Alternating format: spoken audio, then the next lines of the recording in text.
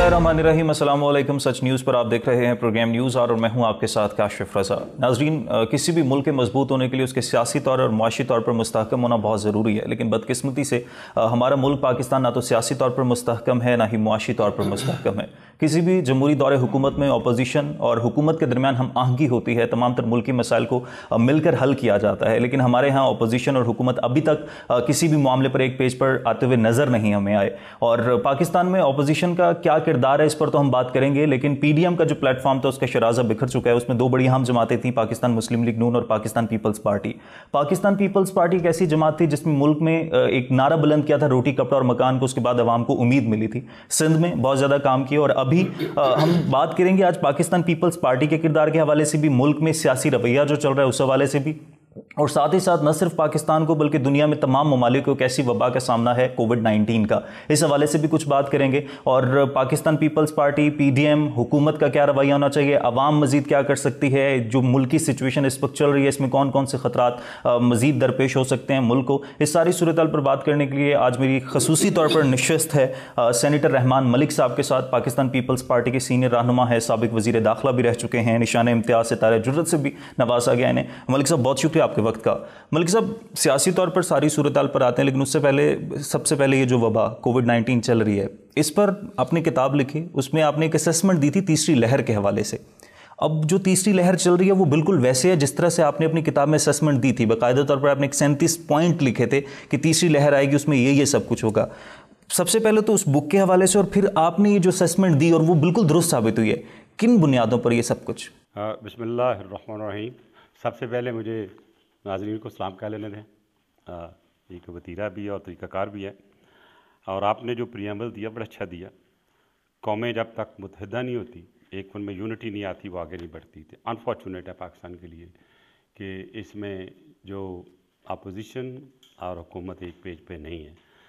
और मैं जब से इमरान खान साहब हुकूमत में आए, मैं हमेशा उनको ये एडवाइस करता रहूँ कि कलेक्टिव सोच के साथ चलें और बैठ के वो इश्यूज़, वो क्राइसिस, वो all those matters which are concerning with our government, with our people, और उनकी बेहतरी के लिए और कॉमन मैन की बेहतरी के लिए क्या होना चाहिए, आपको सब बैठ के एक 4 point agenda, even 3 point agenda, उसे मिल के फिर एक रोड मैप बनाएं, नेशनल रोड मैप, फिर आगे चलें।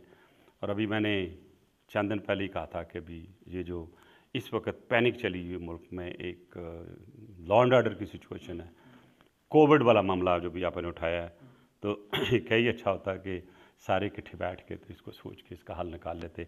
हैविंग सेड सो, ये क्वेश्चन मुझे और भी बहुत जगह से आया जिन लोगों ने किताब पढ़ी दुनिया में, क्योंकि ये अमेज़ोन में किताब है, मेरा पहला पॉलिटिशियन जिसकी 4 किताबें इस वक्त अमेज़ोन में पढ़ी जाती हैं और मुझसे सवाल भी किए जाते हैं। बेसिकली देखें, मैं एक सियासतदान हूँ या एक सिक्योरिटी का बंदा हूँ, I am not a doctor, लेकिन समझने की तो कोई भी कोशिश कर सकता है। तो जब ये वायरस आई तो उस वक्त मुझे सबसे पहले जो मेरे जहन में आया कि कोविड नेशनल सिक्योरिटी को हिट कैसे कर सकता है, तो उसको लेके फिर मैंने इसकी तहकीक शुरू की। और बहुत ज़्यादा तमीद बांधने की बजाय मैं ये कहूँगा कि देखिए, 2 किस्म की बीमारियाँ होती हैं जिस्म में। एक बैक्टीरियल होती है, एक आपकी वायरस होती है। बैक्टीरियल जो होती है वो एक ख़ास हिस्से पे एक्ट करती है, अगर आपके पेट में है तो वो आपकी टांग पे नहीं असर करेगी, लेकिन वायरस एक ऐसी चीज़ है जो किसी जगह भी हिट कर सकती है। मैं अभी तक इसको डिस्प्यूटेड समझता हूँ कि ये जो वायरस है मैन मेड है या नेचुरल है। इररिस्पेक्ट ऑफ द फैक्ट कि ये मैन मेड है या ये नेचुरल है, मेरा ये एक फैक्ट है जहन में भी, जो मैंने लिखा भी, कि ये एक ऐसी चीज़ बन चुकी है जो कि एक्चुअल वायरस की तरह है। जैसे आपको याद होगा वर्ल्ड वार 2 में दुश्मनों ने एक दूसरे पे स्मॉल पॉक्स की वायरस बना के तो मारा था, और इसी वजह से 1975 में एक पैक्ट आया जिनीवा में, bio virus anti bio war affair, जिसमें कि आप कोई भी वायरस नहीं बना सकते। लेकिन मेरा नहीं ख्याल इस पर अमल हुआ। कोई भी मुल्क अपने स्टेटमेंट जो है हर ईयर देनी होती है वो नहीं देता। इसमें जो चीज़ मैंने अभी की वायरस की बात, तो वायरस जो है म्यूट होती रहती है, यानी कि अपनी शक्ल बदलती रहती है।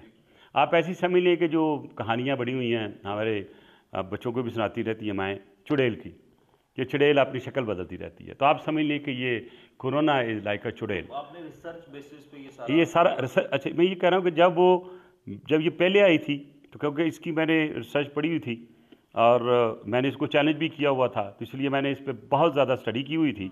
तो मैं ये बड़े सेफली कह सकता था कि ये म्यूट होगी, इसलिए मैंने सेकंड वेव की प्रेडिक्शन वो पूरी हुई। और मैंने ये भी कहा 37 पॉइंट्स दे के फॉर गॉड सेक हॉस्पिटलों की कैपेसिटी बढ़ा दो, ऑक्सीजन ज़्यादा ले लो, वेंटिलेटर ज़्यादा ले लो, वैक्सीन पूरी पाकिस्तान को कराओ, लेकिन इनको ख्याल नहीं आया। अच्छा, आपने यूनाइटेड आप इसमें देखिए थर्ड वेव जो है ये अब म्यूट हुई है, इट्स बिकमिंग डेंजरस। और मैं अभी आपके प्रोग्राम में फॉर द फर्स्ट टाइम से कि जो मेरी अभी रिसर्च कह रही है it may go to the fourth stage. Fourth stage जो है हो सकता है इससे कम हो, लेकिन ये इस तरह बतरीज सक्सेसिवली या ज़्यादा होगी या कम होगी। लेकिन दुनिया में हिस्ट्री में जो वायरस आखिर ख़त्म हुई हैं कुछ सालों के बाद, तो वो डाइल्यूट होते होते अपनी शक्ल बदलते हुए इतनी कमज़ोर हो जाती हैं कि फिर वो बॉडी पे असर नहीं कर सकती।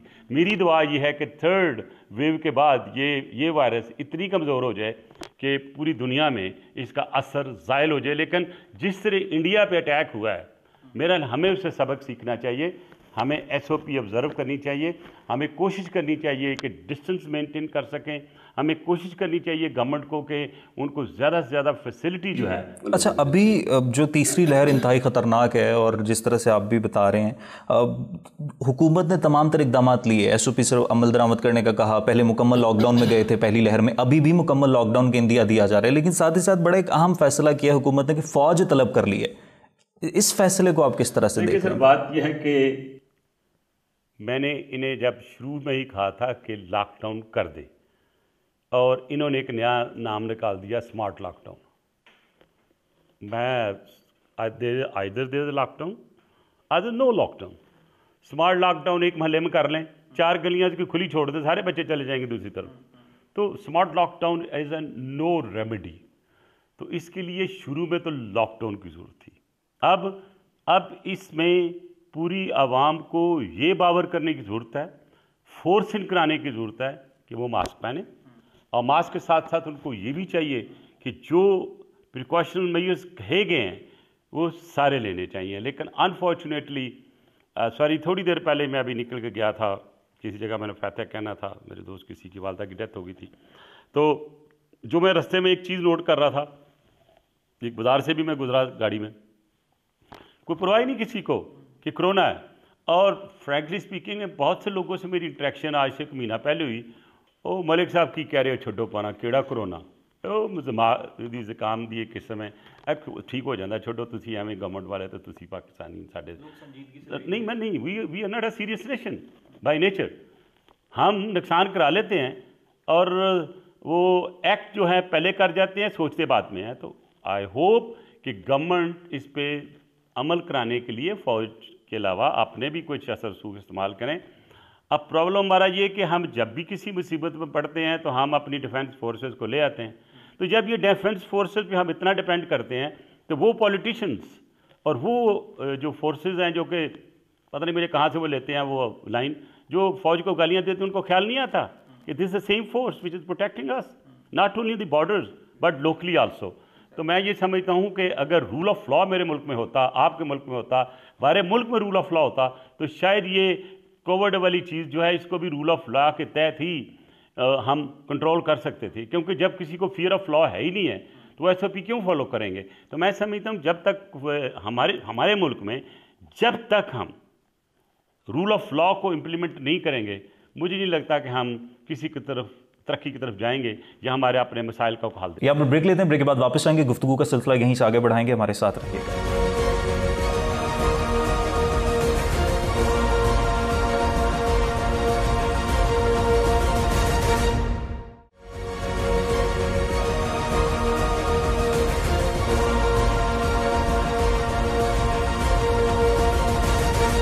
ऑलराइट जी, वेलकम बैक। ब्रेक के बाद वापस आने का शुक्रिया। गुफ्तगू के सिलसिला आगे बढ़ाते हैं। रहमान मलिक साहब, अच्छा, साइमल्टेनियसली हम बहुत सारे मसाइल में घिरे हुए हैं। जिस तरह से आप रूल ऑफ लॉ की बात कर रहे हैं, इसके अलावा अगर हम मुआशी तौर पर बात करें तो कर्जों पर कर्जे लिए जा रहे हैं, साथ ही साथ सियासी तौर पर हम मुस्तहकम नहीं है, महंगाई में इजाफा होता जा रहा है। पाकिस्तान इस वक्त जिस सिचुएशन में है, किस किस्म के खतरात में हम घिरे हुए हैं? देखिए, सबसे बड़ी जो मुझे इस वक्त डेंजर जोन जिसे कहते हैं, रेड जोन, वो नज़र आ रहा, वो है इकॉनमी। हम इकॉनमी में बहुत नीचे जा चुके हैं। मिनिस्टर जितनी मर्जी अपनी बातें करें, हमने 4-5 माशाल्लाह तब्दीली ला के फाइनेंस मिनिस्टर भी चेंज कर दिए। नए मिनिस्टर साहब हमारे आए हैं, शौकत तरीन साहब मेरे साथ रहे हैं। फेडरल मिनिस्टर था जब इंटीरियर का, तो वो फाइनेंस के थे। मेरी दुआ है कि अल्लाह उनको कामयाब करे। लेकिन जो उसकी किटी में कुछ है ही नहीं है, वो चलाना ही कर्ज़ों में है। 400 मिलियन आपने अभी और लिया है बजट डेफिसिट पूरा करने के लिए, सिर्फ एक प्रोविंस का, केपीके का। अब सिंध भी मांगेगा, पंजाब भी मांगेगा, फेडरेशन भी ज़रूरत है। आपने ऑलरेडी 500 मिलियन लिया वहाँ से IMF से, और उसने आपके साथ इतनी कंडीशन सख्त कर दी कि अभी महंगाई चलती जा रही है। आपकी जिस तरह पेट्रोलियम प्रोडक्ट्स ऊपर जा रहे हैं, बाज़ार में चले जाए, रोज़ों में लोग एक्सपेक्ट कर रहे थे कि कोई खुदा का खौफ होगा, कुछ महंगाई कम होगी, वो नहीं हो रही है। महंगाई ज़ोर पे, इन्फ्लेशन पूरी ऊपर जा रही है, रुपया डिप्लीट हो रहा है, आपका ग्रोथ रेट नीचे जा रहा है, एक्सपोर्ट नीचे चली गई। तो अब के पास कौन से इंडिकेटर्स हैं? और अगर इसके अलावा कोई इंडिकेटर दुनिया का है तो मुझे, जो फाइनेंस वाले हैं या हुकूमत वाले, मुझे बता दें, मैं उसकी भी स्टडी कर लेता हूँ। लेकिन as per my information of today, हमारी इकॉनमी डाउन जा रही है। मैं आज भी देख रहा हूँ कि रुपया और डिप्लीट होता हुआ नज़र आ रहा है। जब 100 पे था तो मैंने कहा 15 पे जाएगा, 120 पे जाएगा, 25 पे जाएगा, 30 पे जाएगा, और 50 पे मैंने हाथ खड़ा कर दिया था। इसके बाद मैं नहीं कहना चाहता, क्योंकि शायद लोग हैं कि मलिक साहब डरा रहे हैं। फाइनेंस मिनिस्टर उठे, कह ले जी, मैंने कहा आप मुझे अंडरटेकिंग दे दें कि ये नहीं डॉलर पर रुपया गिरेगा तो मैं अपनी स्टेटमेंट पे ड्रॉ कर लेता हूँ। उसके तो फाइनेंस मिनिस्टर ने नहीं विड्रॉ की, और हुआ ये। अभी भी जो एक्चुअल रुपये की कीमत है ना, वो 170 से ऊपर है, और हमने जो कमिटमेंट की है IMF के साथ, वो 180 रुपीज़ पे कर चुके हैं, 180 टू अ डॉलर। और ये सारी की सारा प्रेफर जो आपके पास आ रहा है, प्रेशर आपके FATF का, आपका IMF का, वर्ल्ड बैंक का, ये सारे प्रेशर्स एक्चुअली माउंट हो रहे हैं। उन्होंने अपना कर्जा वापस लेना है, और वो लोगों की जेबों से निकालेंगे ना, और हुकूमत अपनी जेब से तो दे नहीं सकती, वो लोगों की जेबों से निकालेंगे, महंगाई करके निकालेंगे, और हर जगह जहाँ से पैसा बन सकता है वो काम करेंगे, क्योंकि उन्होंने तो हुकूमत चलानी है। तो मैं ये समझता हूँ कि आने वाला जो वक्त है वो पाकिस्तान के लिए काफ़ी भारी है। इसलिए मैं समझता हूँ कि गरीब आदमी के लिए, कॉमन मैन के लिए, इन हालात में कुछ ऐसे प्रोग्राम्स रखे जाएं जो कि गुर्बत का खात्मा, गरीबों का खात्मा नहीं, गुर्बत का खात्मा, और ऐसी सिचुएशन क्रिएट करनी चाहिए कि एक आम आदमी को, एक गरीब आदमी को, कॉमन मैन को 2 वक्त की रोटी मिल सके। अच्छा मलिक साहब, मुआशी तौर पर तो हम तब तक मजबूत नहीं हो सकते जब तक हम सियासी तौर पर मुस्तहकम नहीं होते। अभी पाकिस्तान पीपल्स पार्टी ने पार्लियामेंट का बाइकआउट किया। हमने देखा पाकिस्तान पीपल्स पार्टी, पाकिस्तान मुस्लिम लीग नवाज, PDM में बड़ी जमातें थीं। अब सियासी तौर पर जो हमारे रवैये हैं, उनको आप किस तरह से देखते हैं? अब शाहिद खाकन अब्बासी साहब वाला वाक़या पहली बार नहीं हुआ, इससे पहले भी इस तरह के वाक़यात होते रहे हैं, लेकिन जो वाक़या हुआ है, ये जो सियासी रवैया है, इस पर आप क्या कमेंट करेंगे? देखिए सर, बात यह है कि हम मुल्क की सियासत गैलरी के लिए करते हैं, प्रेस के लिए करते हैं। अब प्रेस वाले अगर जिस दिन गैलरी में नहीं होंगे, वहाँ पे कोई वाक़या नहीं पेश आएगा। क्यों? हम ऐसी खुशनुमाई, अपनी इतनी मशहूरी कराना चाहते हैं कि फ़लाना बंदा बड़ा बोल सकता है जी, फ़लाने बंदे ने टका के रख दिया जी, वो ऐसी तकरीर की कि हिला के रख दिया। ये हिला के रखने वाली बातें ख़त्म हो जाएं, और अगर पॉलिटिशियन अपनी रिस्पॉन्सिबिलिटी समझते हुए वो काम करें जो उनका है। इनका काम है लेजिस्लेशन करना। मुझे बता दें कितनी लेजिस्लेशन की है इस हुकूमत ने। फिर आपको, यानी कि पॉलिटिशियंस को, एक आम आदमी ने इलेक्ट करके आपको पार्लियामेंट में भेजा, और पार्लियामेंट में भेज से आपसे कुछ तवक्कुआत थी उनकी कि हमारी लाइफ बदलेगी। ज़ाहिर है PTI ने तब्दीली का नारा लगाया और साथ ही सुनामी का नारा लगा दिया, तो मुझे वो दोनों काउंटर बैलेंस चीज़ें लगी कि तब्दीली अच्छाई की तरफ जा रही है, सुनामी तो एक तूफ़ान होता है, वो तो बहा के ले जाएगा। तो मैंने उस वक्त भी इनको कहा कि भाई सुनामी का नाम लेना छोड़ दो, कहीं वाकई सुनामी ना आ जाए। अनफॉर्चुनेटली सुनामी आ गई, महंगाई की सुनामी ले लें, पाकिस्तान के जो हालात हैं वो भी एक सुनामी ही नज़र आती है, कोई चीज़ मुझे सीधी नज़र नहीं आती है। तो लिहाजा मैं ये समझता हूँ इस सारी सिचुएशन में कि सियासतदान का जो आपने बात की है, जो किरदार है, अगर ऐसा ही रहा, मैं दोबारा रिपीट कर रहा हूँ, अगर हमारा सियासतदानों का किरदार पार्लियामेंट में ऐसा ही रहा कि हम पार्लियामेंट के थ्रू एक आम आदमी को अगर हम रिलीफ ना दे सके तो लोगों का इत्मीनान हमसे उठ जाएगा। और मैं दुआ करता हूँ कोई इत्मीनान ना उठे। पहले ही बड़ी दफ़ा हमने ठोकरें खाई हैं और कहीं ऐसा ना हो कि बड़ी ठोकर लगते हुए ये सारा सिस्टम की पाश ना हो। अच्छा, ऑपोजिशन का बड़ा अहम किरदार होता है हुकूमत को बावर करवाना कि गलत फैसले किए जा रहे हैं। अवाम के लिए ऑपोजिशन बड़ा अहम किरदार अदा करती है। अवाम के किरदार के लिए ऑपोजिशन एक पेज पर आई थी नून लीग और पाकिस्तान पीपल्स पार्टी, अब अलग हो गए हैं, कहीं ना कहीं शराजा बिखर गया। पाकिस्तान पीपल्स पार्टी अब मुस्तकबिल में क्या लाहे अमल सोच रही है? सोलो फ्लाइट लेगी पाकिस्तान पीपल्स पार्टी? कि वो अलायंसेस जो कॉमन मैन के प्रॉब्लम्स को सामने रखते हुए बनते हैं वो नहीं टूटते। लेकिन जब पावर बेस कोई भी एक अलायंस होती है तो वो फिर थोड़ा सा अंदर लेफ्ट राइट होने से टूट जाते हैं। आप ये जो पावर अलायंसेस की आप इशारा कर रहे हैं, और मुझे पता है कि पाकिस्तान पीपल्स पार्टी पे इल्ज़ाम भी लगाया जा रहा है कि ये जो इत्तेहाद है ये पाकिस्तान पीपल्स पार्टी की वजह से टूटा, बिल्कुल गलत। मैं इस पे किसी से ही बहस करने के लिए तैयार हूँ। प्रेसिडेंट जरदारी साहब को ये राइट था कि अगर उनकी सीईसी मीटिंग ने कह दिया था हमने रिज़ाइन नहीं करने, और मैं आज आपको बताता हूँ कि ये फ़ैसला हमारा सीईसी ने किया। मैं उस मीटिंग में मौजूद था, डिस्कशन हुई, और हमारी डिस्कशन जो सीईसी की बड़ी लाइक फैमिली वाइज होती है और बड़ा खुल के बोलते हैं हम, और जो भी पॉइंट ऑफ व्यू होता है उसको बताया जाता है। तो हमने ये देखा कि अगर हम रिज़ाइन करते हैं तो हो सकता है सिस्टम को इतना धचका लग जाए कि और चीज़ हो जाए। तो हमने कहा कि बेहतर ये है कि हम ग्रेजुअली प्रेशर बिल्ड करके आगे चलें, और इस वक्त मुनासिब टाइम नहीं है। अगर जब कोई मुनासिब टाइम आएगा कि रेजिग्नेशन एक ज़रूरत होगी सियासी सोच को आगे ले जाने के लिए, तो हम ज़रूर करेंगे। और आपने देखा कि उन्होंने कहा जी I will come back to you after going back to CEC.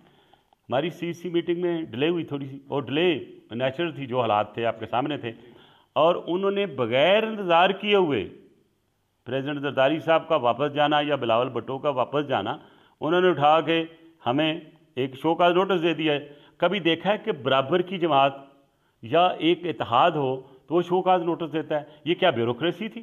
ये क्या प्राइमरी सेक्रेटरीट बना के बैठे हुए थे? या ये कोई थानेदार से एसएचओ थे, उन्होंने देखा कि ये ऐसा ही है हमारे, इनको हमने आज नोटिस देना? फॉर गॉड सेक, सियासत इसका नाम नहीं है, और सियासत ना ऐसे चलती है। लिहाजा फिर भी हमने तामल से मजाक किया, और इस सीएससी मीटिंग में हमने खुल के कहा, डिस्कशन हुई, तो फैसला ये हुआ कि अगर पीडीएम माफ़ी मांग लेता है ओपनली और ये शोकाज नोटिस विड्रॉ कर लेते हैं तो हम जाके बैठेंगे। मतलब नून लीग और मौलाना फजल रहमान माफ़ी मांग लें? हम तो फिलहाल क्योंकि नून लीग के सेक्रेटरी जनरल ने साइन किए थे तो उनको सोच लेना चाहिए था कि भाई मैं नून लीग का मेंबर हूँ, मैं अपने हद से तजावज़ ना करूँ। या तो वो सबके सिग्नेचर कराते 9 पार्टियों के नीचे और फिर बात करते। ये तो नहीं कि आप अपने आप को एक सुपीरियर पार्टी साबित करने के लिए, पीपल्स पार्टी को अंडरमाइन करने के लिए आप एक शोकाज नोटिस दे दें। फॉर गॉड सेक, आपसे ज़्यादा और पावरफुल पॉलिटिशियन पीपल्स पार्टी में अल्लाह की ज़ात बड़ी होती है। लेकिन हमने सियासत सीखी है, हमने खेली है, और सियासत के लिए हमने कुर्बानियाँ दी हैं। शहीद जुल्फ़िकार अली भुट्टो की कुर्बानी आपको पता है। मोहतरमा बेनज़ीर भुट्टो शहीद ने अपोजिशन के लिए नहीं बल्कि जमहूरियत के लिए उन्होंने कुर्बानी दी। तो मेरा ख्याल उन सारी कुर्बानियों को सामने रखते हुए ये जो पीडीएम के फोरम से एक छोटा सा लेटर बड़े खूबसूरत अंदाज में लिखने की कोशिश की गई थी, आज ही मेरी यही अपील होगी कि वो विड्रॉ किया जाए। अच्छा मलिक साहब, आखिर में आपने आर्टिकल लिखे, आपने बुक्स लिखी, आपने पूरी कोविड पर भी आपने बुक लिखी, रूल ऑफ लॉ पर भी आप बात करते हैं। पब्लिक को आप क्या बावर करवाना चाहेंगे हमारे प्रोग्राम से कि अवाम को क्या करना चाहिए, हुकूमत का क्या किरदार हो सकता है, ऑपोजिशन का क्या किरदार हो सकता है? देखिए, इसमें जो ड्राइविंग सीट पे बंदा होता है वो बड़ा इंपॉर्टेंट होता है।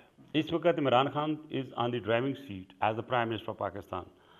मैं आज भी एडवाइस कर रहा हूँ उनको, पहले भी एडवाइस कर रहा हूँ कि ना जो है एक तरफ फेंक दें, and he should just call A all political party meeting, जिसमें जो क्राइसिस हैं उसकी तफसील आगे रखें और उनकी उसमें डिस्कशन करें और उनकी राय लें और एक कलेक्टिव सोच को डेवलप करें कि नेशनल क्राइसिस के, नेशनल इश्यूज़ को डील करने के लिए हमें क्या तरीक़ाकार इस्तेमाल होना चाहिए। तो मेरा ख्याल है क्योंकि सारी पॉलिटिकल पार्टीज़ आवाम को रिप्रेजेंट करती हैं, ज़ाहिर है 22 करोड़ आवाम तो नहीं टेबल पे आके बैठ सकती, रिप्रेजेंटेटिव ही आएंगे। तो जब सारे रिप्रेजेंटेटिव बैठे होंगे और वो सही बात कर रहे होंगे और वो उसका एक तरीका निकालेंगे। अब देखें, जब हमने पहली ऑपरेशन करनी थी स्वात मालाखंड में, आसिफ जरदारी साहब और मैं उस वक्त थे जापान में थे, तो we had long discussion being interior minister, तो फैसला किया कि हमने ये करनी है। तो वापस आते ही एक दिन में हमने कॉन्फ्रेंस कॉल की ऑल पार्टी, जिसमें इमरान खान साहब भी थे और बहुत से लोग नहीं करना चाहते थे। हमने राज़ी किया सबको, और राज़ी करते हुए और आपने देखा कि हमने वो एक पेज पे थे, किसी ने उसके खिलाफ स्टेटमेंट नहीं दी, सिर्फ स्टेटमेंट एक आती थी हमारे ISPR से और मिल के हमारी मिनिस्ट्री ऑफ इंफॉर्मेशन से, और वो बड़ी स्मूथली चली। अब मैं देखता हूँ ये TLP का जो मामला हुआ है, मिनिस्टर कुछ कह रहे हैं, प्राइम साहब कुछ कह रहे हैं, कानून को फॉलो नहीं किया गया, अब उससे निकलने के लिए कई तरीक़ेकार इस्तेमाल हुए। Why they had to go for, जिसकी तरफ आप इशारा कर रहे थे, एक करारदाद लेके क्यों गए? करारदाद जो होती है वो कानून नहीं होता है, वो एक मंजूर कर ली, इम्प्लीमेंट होती नहीं है वो। तो ये कानून ने अपना रास्ते से, वो सॉरी टू से ये एडहॉक अरेंजमेंट थी, जैसे आप पंजाबी में कहते हैं डंग टपाऊ, चलो जी मौका मिला निकालो इसको। तो उन्होंने अपनी shifting of responsibility for time being करते हुए ये करारदाद लेके आए, तो उससे उनको कोई फायदा नहीं। ठीक है, बहुत शुक्रिया। सेंटर रहमान मलिक साहब हमारे साथ मौजूद थे। और रूल ऑफ लॉ पर इम्प्लीमेंटेशन बहुत ज़्यादा ज़रूरी है, चाहे अपोजिशन हो चाहे हुकूमत हो। 22 करोड़ अवाम की ये जमातें नुमाइंदगी कर रही हैं, तो मुल्क की तरक्की के लिए ज़रूरी है कि तमाम मसाइल पर एक पेज पर आना होगा। रूल ऑफ लॉ पर इम्प्लीमेंटेशन बहुत ज़रूरी है, तभी हमारा मुल्क सियासी तौर पर भी मुस्तहकम होगा और मुआशी तौर पर भी तरक्की कर सकेगा। आज के प्रोग्राम से इजाज़त दीजिए, अल्लाह ने